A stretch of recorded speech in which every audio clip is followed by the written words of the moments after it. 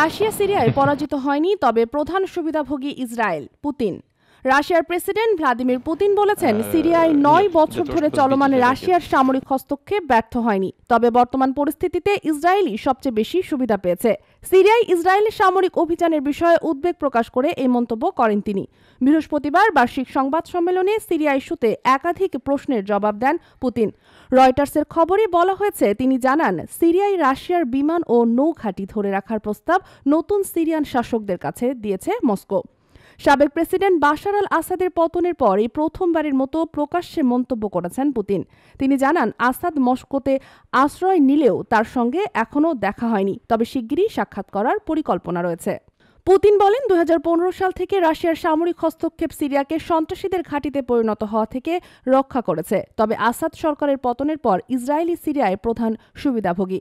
গত আগস্টে আসাদ সরকারের পতনের পর ইসরায়েল গোলান হাইটসের বিভাজন রেখার পাশে সেনা মোতায়েন করে, পাশাপাশি সিরিয়ার সেনাবাহিনীর অস্ত্র ও সরঞ্জাম ধ্বংস করতে বিমান হামলাও চালায়। পুতিন আরও বলেন, রাশিয়া সিরিয়ার ভূখণ্ডে ইসরায়েলের কর্মকাণ্ডের নিন্দা জানায়। তিনি বলেন, ইসরায়েল ২৫ কিলোমিটার গভীর পর্যন্ত প্রবেশ করেছে এবং সিরিয়ার পুরনো সোভিয়েত নির্মিত প্রতিরক্ষা অবস্থানে পৌঁছেছে। পুতিন আশা প্রকাশ করেন যে একসময় ইসরায়েল সিরিয়ার ভূখণ্ড ছেড়ে যাবে, তবে তিনি আশঙ্কা প্রকাশ করে বলেন, ইসরায়েল শুধু থাকবে না, বরং আরও শক্ত অবস্থান তৈরি করবে।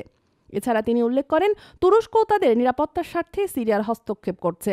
পুতিন বলেন, আমরা আন্তর্জাতিক আইন, সব দেশের সার্বভৌমত্ব এবং ভূখণ্ডগত অখণ্ডতার পক্ষে রয়েছি। সিরিয়ার ক্ষেত্রেও এই নীতি প্রাসঙ্গিক। দেশ জগৎ ইন্টারন্যাশনাল ডেস্ক।